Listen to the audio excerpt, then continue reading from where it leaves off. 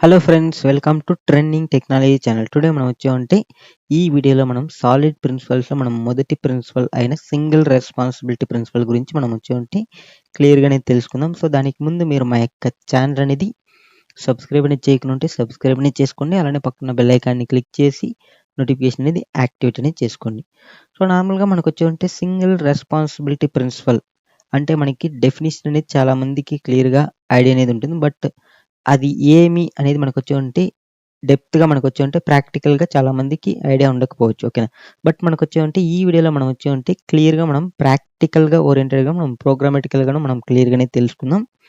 So first of all మనం definition అనేది చూద్దాం. సో నార్మల్‌గా మనకొచ్చేవంటే డెఫినిషన్ పరంగా చూసుకుంటే మనకొచ్చేవంటే సింగిల్ రెస్పాన్సిబిలిటీ ప్రిన్సిపల్ అనేది మనకొచ్చేవంటే ఏదైనా ఒక క్లాస్‌కి ఓకేనా.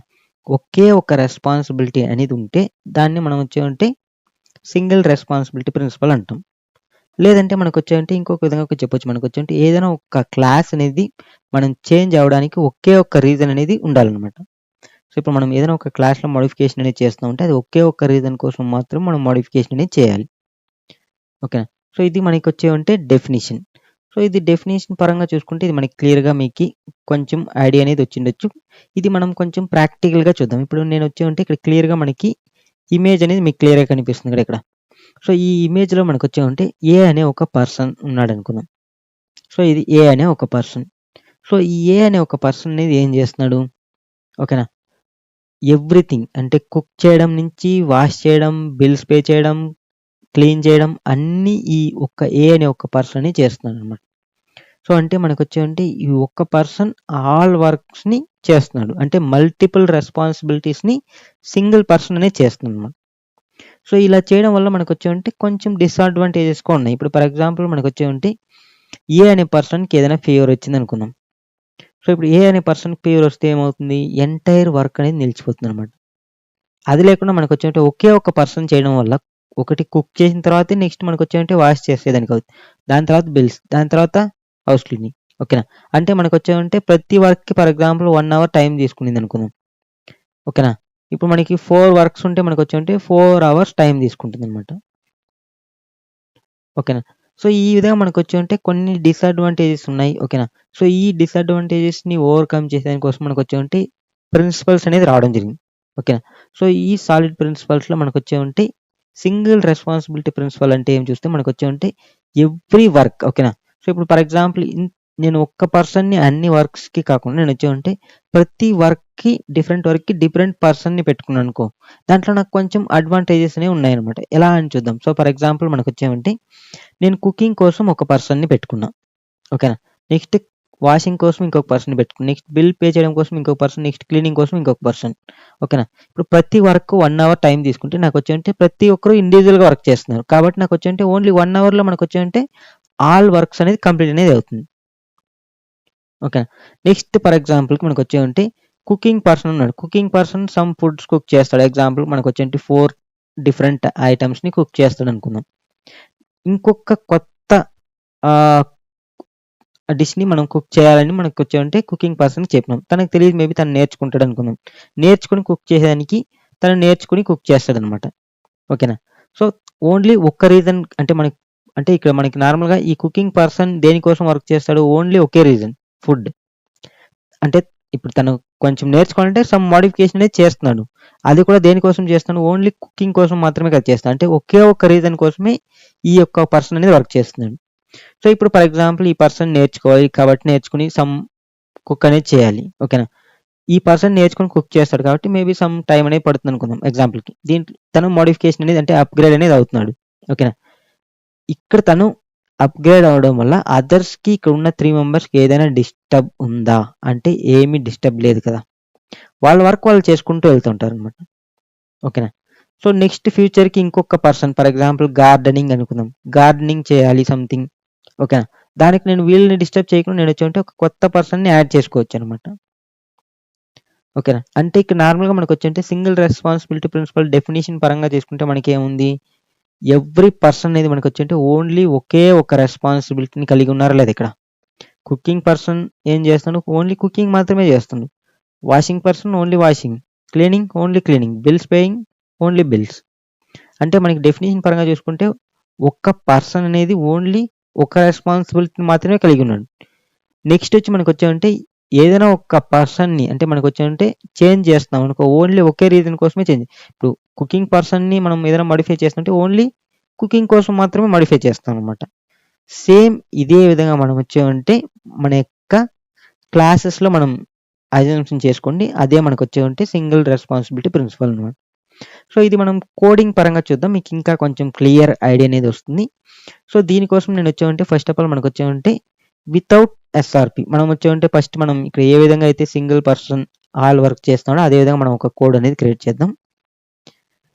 సో దీనికోసం నేను వచ్చామంటే నార్మల్గా నేను ఒక ఎంప్లాయీ క్లాస్ అనేది ఇక్కడ క్రియేట్ చేసుకున్నాను. సో ఎంప్లాయీ క్లాస్ అనేది క్రియేట్ చేసుకున్నాం. సో ఈ ఎంప్లాయీ క్లాస్లో మనం వచ్చామంటే సమ్ రెస్పాన్సిబిలిటీస్ అనేది మనం క్రియేట్ చేద్దాం. సో ఇప్పుడు నేను వచ్చామంటే పబ్లిక్ వైడ్. ఓకే, సో నేను వచ్చామంటే ఇక్కడ నార్మల్గా ఈ యొక్క పర్సన్ అనేది ఎంప్లాయీ కాబట్టి మనకు వచ్చామంటే క్యాలిక్యులేట్ శాలరీ అనుకుందాం. సిఏఎల్సి క్యాలిక్యులేట్ ఓకే శాలరీ. సో ఈ ఎంప్లాయీ పర్సన్ అనేది వచ్చి అంటే ఈ ఎంప్లాయీ లోపల మనకు వచ్చామంటే శాలరీని క్యాలిక్యులేట్ చేసాక ఒక రెస్పాన్సిబిలిటీ అనేది క్రియేట్ చేసాం అనమాట. దీనికి జస్ట్ మనం ప్రింట్ చేసుకుందాం.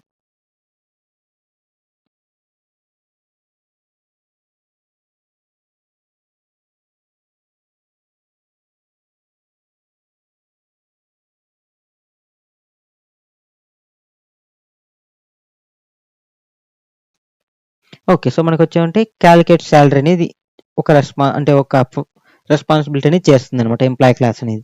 నెక్స్ట్ ఇంకొక రెస్పాన్సిబిలిటీ యాడ్ చేస్తున్నాం. ఏమంటే మనకు వచ్చామంటే సేవ్ ఎంప్లాయీ. మనకి ఫర్ ఎగ్జాంపుల్ డేటాబేస్లో సేవ్ చేయాలనుకుందాం. సేవ్ ఎంప్లాయీ డేటాబేస్లో మనం సేవ్ చేయాలనుకుందాం. సేవ్ ఎంప్లాయీ అనే ఒక రెస్పాన్సిబిలిటీ అనేది యాడ్ చేస్తున్నాం ఇక్కడ.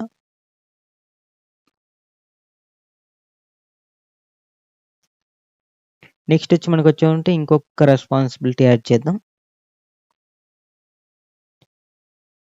సేవ్ చేసినాం, శాలరీ క్యాలిక్యులేట్ చేసినాం. నెక్స్ట్ ఇంకేముంది, ఫర్ ఎగ్జాంపుల్ ఏదైనా ఒక మెయిల్ సెండ్ చేయడం అనుకుందాం. సో ఫర్ ఎగ్జాంపుల్ నేను వచ్చామంటే ఈమెయిల్ సెండ్ ఈమెయిల్ అని పెట్టుకున్నాం. Email okay, email send email. Okay,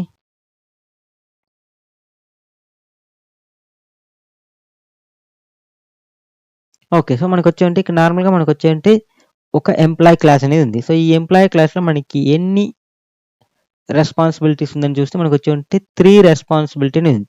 ఈ 3 రెస్పాన్సిబిలిటీ అనేది మనకు వచ్చాయంటే only okay type of responsibility అంటే కాదు. అంటే నార్మల్గా మనకు వచ్చాయంటే ఇక్కడ మీకు రెస్పాన్సిబిలిటీ అంటే మీరు మెథడ్ అనుకోకండి, ఎందుకంటే మనకి మెథడ్ ఈస్ డిఫరెంట్. ఓకేనా, ఒక క్లాస్ లోపల మనకు వచ్చాయంటే ఎన్ని మెథడ్స్ అనే ఉండొచ్చు. ఇక్కడ నేను వచ్చాయంటే ఇక్కడ నాకు క్యాలిక్యులేట్ శాలరీ అని ఒక మెథడ్ ఉంది, సేవ్ ఎంప్లాయీ అనేది ఒక మెథడ్ ఉంది, సెండ్ ఈమెయిల్ అనేది ఒక మెథడ్ ఉంది. ఇవన్నీ మెథడ్సే, బట్ వచ్చేమంటే వీటి యొక్క రెస్పాన్సిబిలిటీ అనేది వేరు. ఒక క్లాస్ లోపల ఎన్ని మెథడ్స్ అనే ఉండొచ్చు, అది సింగిల్ రెస్పాన్సిబిలిటీ అవుతుంది. బట్ వచ్చేమంటే ఆ రెస్పాన్సిబిలిటీ అనేది ఓన్లీ ఒకే ఒక రెస్పాన్సిబిలిటీని కలిగి ఉండాలి, అన్నీ ఒకదానికే వర్క్ చేయాలన్నమాట. ఇది క్యాలిక్యులేట్ శాలరీ అనేది ఒక డిఫరెంట్, శాలరీ క్యాలిక్యులేట్ చేస్తుంది. సేవ్ ఎంప్లాయీ అనేది ఒక డిఫరెంట్, ఈమెయిల్ సెండ్ చేయడం అనేది ఒక డిఫరెంట్ రెస్పాన్సిబిలిటీ అనమాట. సో ఇక్కడ మనకు వచ్చే ఉంటే ఇప్పుడు ఫర్ ఎగ్జాంపుల్కి సేమ్ ఇక్కడ నేను వచ్చే ఉంటే ఎంప్లాయీ క్లాస్లో మనకి 3 డిఫరెంట్ మెథడ్స్ అనేవి ఉన్నాయి అనుకుందాం. సో ఇప్పుడు నేను వచ్చే ఉంటే శాలరీ మోడిఫికేషన్స్ అనేది చేయాలనుకుందాం. సమ్ శాలరీలో నేను వచ్చే ఉంటే మోడిఫికేషన్ అనేది చేసుకున్నా. సమ్ మోడిఫికేషన్ ఫర్ ఎగ్జాంపుల్కి శాలరీలో సమ్ చేంజెస్,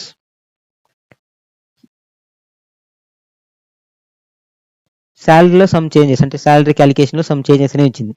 నేను ఏ క్లాస్ని మోడిఫై చేస్తున్నా, ఎంప్లాయీ క్లాస్ని మోడిఫై చేస్తున్నా. ఓకేనా, రెండవది ఎంప్లాయీ డేటాబేస్లో సేవ్ చేయడంలో సమ్ మోడిఫికేషన్ వచ్చినాయి, changes. Okay, so for example previously MySQL some database అనేది యూజ్ చేస్తుంది అనుకుంది. ఇప్పుడు ఫర్ ఎగ్జాంపుల్ మనకు వచ్చామంటే some Oracle something Oracle DB అనేది యూజ్ చేయాలనుకుందాం. సో ఇక్కడ మనకి సమ్ మోడిఫికేషన్ వచ్చింది. సో ఇప్పుడు నేను ఏ క్లాస్ని మోడిఫై చేస్తున్నా, ఎంప్లాయీ క్లాస్ని మోడిఫై చేస్తున్నా. సెండ్ ఈమెయిల్ అంటే ఇప్పుడు నేను ఈమెయిల్లో సమ్ మోడిఫికేషన్ వచ్చింది అనుకుందాం. ఇక్కడ నేను ఏ క్లాస్ని మోడిఫై చేస్తున్నా, ఓకేనా, ఎంప్లాయీ క్లాస్ని మోడిఫై చేస్తున్నా. అంటే ఇక్కడ మనం క్లియర్గా చూసుకుంటే మనకు వచ్చే శాలరీ క్యాలిక్యులేట్ చేయడం అనేది ఒక రెస్పాన్సిబిలిటీ, డేటాబేస్లో డేటా సేవ్ చేయడం అనేది ఒక రెస్పాన్సిబిలిటీ, ఈమెయిల్ సెండ్ చేయడం అనేది ఒక రెస్పాన్సిబిలిటీ. ఇక్కడ మనం 3 డిఫరెంట్ రెస్పాన్సిబిలిటీ కోసం ఓన్లీ ఒకే క్లాస్ని మోడిఫై చేస్తున్నాం. ఏ క్లాస్ని మోడిఫై చేస్తున్నాం? ఎంప్లాయీ క్లాస్ని మోడిఫై చేస్తున్నాం. సో ఇది మనకి ఏమవుతుంది? సింగిల్ రెస్పాన్సిబిలిటీ ఫాలో అనేది కావడం లేదనమాట. దీంట్లో మనకి సమ్ ప్రాబ్లమ్స్ అనేవి ఉన్నాయి. ఇప్పుడు నేను వచ్చేమంటే ఫర్ ఎగ్జాంపుల్ ఇది మనకి సింపుల్గా basic calculate salary, save employee, send email అని స్మాల్ థింగ్ అనమాట. బట్ మనం లార్జ్ అప్లికేషన్ తీసుకున్నాం అనుకో, ఎంప్లాయీ సాలరీని క్యాలిక్యులేట్ చేయడంలో చాలా ప్రాసెస్ ఉంటాయి. హెచ్ఆర్ఏ, సంథింగ్ బోనస్, ఒక హౌస్ అలవెన్స్, అవి ఇవన్నీ చాలా ఉంటాయి అనమాట. సో ఇలా మనకి చాలా లాజిక్స్ ఉన్నాయి. ఇప్పుడు నేను వచ్చేమంటే ఒకే క్లాస్లో ఉందనుకో, ఓన్లీ ఒక పర్సన్ వర్క్ చేస్తాను అనుకో, ఒక క్లాస్ని మోడిఫై చేయడం వల్ల మనకు వచ్చేమంటే డిఫరెంట్ పర్సన్ మోడిఫై చేస్తున్నారు. ఓకే, దాంట్లో మనకి ఆల్రెడీ మనం ప్రీవియస్ వీడియోలో తెలుసుకున్నాం, మనకి దీనివల్ల మనకి సమ్ ఇష్యూస్ అనేది వస్తాయి. ఓకేనా? సో దీన్ని ఓవర్కమ్ చేసేదానికోసం మనం ఏం చేస్తున్నాం? ప్రిన్సిపల్స్ అనేది మనం సాలిడ్ ప్రిన్సిపల్స్ అనేది యూజ్ చేస్తున్నాం. సో ఇప్పుడు మనం వచ్చేమంటే ఇక్కడ మనకి ఓకేనా, సాలిడ్ ప్రిన్సిపల్స్లో మనం సింగిల్ రెస్పాన్సిబిలిటీ ప్రిన్సిపల్ యూజ్ చేసుకుని ఏ విధంగా దీన్ని మోడిఫై చేయాలి అనే దాని గురించి మనం క్లియర్గా చూద్దాం. సో ఇక్కడ నేను వచ్చేమంటే 3 రెస్పాన్సిబిలిటీస్ ఉంది కాబట్టి మనకు వచ్చేమంటే 3 డిఫరెంట్ క్లాసెస్ అనేది మనం క్రియేట్ చేసుకుంటాం అనమాట. ఓకేనా? సో ఇప్పుడు దీనికోసం నేను వచ్చేంటే 3 డిఫరెంట్ క్లాస్ అనేది క్రియేట్ చేసుకున్నాం. ఒకటి వచ్చి మనకు వచ్చేమంటే శాలరీ క్యాలిక్యులేట్ చేయడం కాబట్టి మనకు వచ్చేమంటే శాలరీ సర్వీస్ అనేది క్రియేట్ చేసుకున్నాం. సో కాబట్టి నేను వచ్చేమంటే ఈ ఫంక్షనాలిటీని అంటే ఈ రెస్పాన్సిబిలిటీని తీసుకుపోయి నేను వచ్చేమంటే శాలరీ క్యాలిక్యులేట్ చేసే దాంట్లో పెట్టుకుంటాను అనమాట. నెక్స్ట్ వచ్చి మనకు ఏముంది? Save employee. నార్మల్గా మనం రెపాజిటరీలో కదా మనం సేవ్ లాజిక్స్ అనేవి ఉంటాయి. సో కాబట్టి నేను వచ్చేమంటే రెపాజిటరీలో మనకు వచ్చేమంటే సేవ్ ఎంప్లాయీ ఫంక్షన్ అంటే రెస్పాన్సిబిలిటీ అనేది తీసుకున్నాను అనమాట. నెక్స్ట్ మనకి మెయిల్, సెండ్ ఈమెయిల్ కోసం మనం వచ్చేమంటే ఈమెయిల్ సర్వీస్లో మనం వచ్చేమంటే ఈ రెస్పాన్సిబిలిటీ అనేది మనం క్రియేట్ చేసుకున్నాం. సో ఇప్పుడు మనకు వచ్చేమంటే ఇది 3 డిఫరెంట్ క్లాస్ అనమాట. సో 3 డిఫరెంట్ క్లాస్ కాబట్టి ఇక్కడ 3 డిఫరెంట్ డెవలపర్స్ దీంట్లో వర్క్ చేయొచ్చు ఈజీగా. ఓకేనా? అది లేకుండా మనకు వచ్చేమంటే సేమ్ టైంలో మనం వర్క్ అనేది చేయొచ్చు అనమాట. సేమ్ టైంలో వర్క్ చేసినా మనకి ప్రాబ్లం అనేది లేదు కదా. ఇక్కడైతే మనకి సేమ్ టైంలో వర్క్ చేస్తే మనకి సమ్ కాన్ఫ్లిక్ట్స్ అవి ఇవన్నీ ఉంటాయి. బట్ ఇక్కడ మనకి ప్రాబ్లమే లేదనమాట. ఇప్పుడు ఫర్ ఎగ్జాంపుల్ ఫ్యూచర్లో కొత్తగా ఒక రెస్పాన్సిబిలిటీ వచ్చింది అనుకున్నాం, నేను డైరెక్ట్గా ఎగ్జిస్టింగ్ని మోడిఫై చేయాల్సిన అవసరం ఉందా? లేదు. డైరెక్ట్గా నేను కొత్తగా యాడ్ చేసుకోవచ్చు అనమాట. ఇప్పుడు నేను ఫర్ ఎగ్జాంపుల్ ఈమెయిల్ సర్వీస్లో మనం మోడిఫికేషన్ కావాలంటే డైరెక్ట్గా నేను ఈమెయిల్ సర్వీస్లో చేంజ్ చేసుకుంటా ఈమెయిల్లో. అదర్స్ క్లాస్ని నేను మోడిఫై చేయాల్సిన అవసరం ఉందంటే లేదనమాట. సో ఇలా మనకు వచ్చేవంటే ఎవ్రీ ఫంక్షనాలిటీకి మనం అంటే ఎవ్రీ రెస్పాన్సిబిలిటీకి మనకు వచ్చేవంటే డిఫరెంట్ క్లాస్ అనేది మనం క్రియేట్ చేసుకుంటాం. సో ఈ యొక్క డిఫరెంట్ క్లాస్ క్రియేట్ చేయడం వల్ల దీంట్లో మనకి వచ్చేమంటే బెనిఫిట్స్ ఏమంటే మనకి సేమ్ టైంలో ఓకేనా, మనకి సేమ్ టైంలో మనకు వచ్చేమంటే డిఫరెంట్ డెవలపర్స్ అనేవి మనకు వచ్చేమంటే వర్క్ చేయొచ్చు. దీంతో పాటు మనకు వచ్చేమంటే ఇంకా చాలా బెనిఫిట్స్ అనేవి ఉన్నాయి. మనకు వచ్చేమంటే మెయింటైన్ చేయడం ఈజీ. ఓకే, ఇప్పుడు ఫర్ ఎగ్జాంపుల్ మనకి డిఫరెంట్ క్లాస్గా ఉంది, మనకి మెయింటైన్ అనేది ఈజీగా చేయొచ్చు. నెక్స్ట్ వచ్చి మనకు వచ్చేమంటే బగ్స్, మనకి ఏదైనా ఒక ఇష్యూ వచ్చింది అనుకో, ఇప్పుడు ఫర్ ఈమెయిల్ సర్వీస్లో ఏదైనా ఒక ఇష్యూ వచ్చింది, డైరెక్ట్గా పోయి మనం వచ్చేమంటే ఈమెయిల్ సర్వీస్లో మనం ఫైండ్ అవుట్ చేసుకోవచ్చు. టెస్ట్ చేయడం కూడా ఈజీ, ఎందుకంటే ప్రతి ఫంక్షనాలిటీ మనకు వచ్చేమంటే అంటే ప్రతి రెస్పాన్సిబిలిటీ మనకు వచ్చేమంటే ఇండివిజువల్గా ఉన్నాయి కాబట్టి మనం వచ్చేమంటే టెస్టింగ్ కూడా మనకి ఈజీగా ఉంటుంది అనమాట. ఓకే, నెక్స్ట్ మనకి ఫర్ ఎగ్జాంపుల్ ఫ్యూచర్లో ఏదైనా చేంజెస్ కావాలన్నా మనం అన్ని చేంజెస్ చేయాల్సిన అవసరం లేదు. జస్ట్ మనకు వచ్చేమంటే ఏదైతే మనం చేంజెస్ చేయాలనుకుంటామో అది మాత్రం మనం చేంజ్ చేస్తే చాలన్నమాట. సో ఈ విధంగా మనం వచ్చేమంటే సింగిల్ క్లాస్లో మల్టిపుల్ రెస్పాన్సిబిలిటీస్ ఉన్నదాన్ని తీసేసి మనం ఎవ్రీ రెస్పాన్సిబిలిటీకి మనం ఒక క్లాస్ని క్రియేట్ చేసుకోవడమే మనకు వచ్చేమంటే సింగిల్ రెస్పాన్సిబిలిటీ ప్రిన్సిపల్ అనమాట. సో ఇది మీకు నార్మల్గా మీరు వచ్చేమంటే నవ్ డేస్ జావా డెవలపర్ తీసుకున్నాం అనుకో, ఓకేనా, మైక్రో సర్వీసెస్ అనే ఒక కాన్సెప్ట్ ఉంది. సో ఈ మైక్రో సర్వీస్ అంటే ఏం చెప్పండి? నార్మల్గా మైక్రో సర్వీస్ అంటే ఏమి? అంటే మనకు ఒకే సర్వీస్లో అన్ని ఫంక్షనాలిటీని తీసుకుపోయి పెట్టుకుండా మనకు వచ్చేమంటే డిఫరెంట్ ఫంక్షనాలిటీకి డిఫరెంట్ సర్వీసెస్ని క్రియేట్ చేయడం. ఓకేనా? సో ఆ మైక్రో సర్వీస్ అనేది దేన్ని చూసి మైక్రో సర్వీస్ వచ్చిందంటే ఇక్కడ నార్మల్గా సింగిల్ రెస్పాన్సిబిలిటీని అప్రోచ్ చేసుకుని మనకు వచ్చేంటే మైక్రో సర్వీస్ అనేది రావడం జరిగింది. ఓకేనా? సో ఎందుకంటే మనకు వచ్చేంటే సేమ్ ఇక్కడ మనం ఏదైతే సింగిల్ రెస్పాన్సిబిలిటీ ప్రిన్సిపల్లో మనం చెప్తున్నామో మైక్రో సర్వీస్ ఆర్కిటెక్చర్ అనేది అదే విధంగా వర్క్ అనేది అవుతుంది.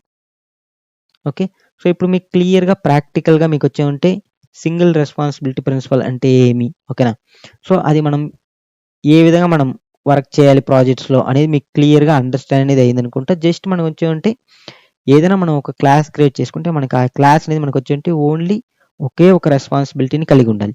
ఒకే ఒక రెస్పాన్సిబిలిటీ అంటే ఒకే ఒక మెథడ్ మాత్రం కాదు.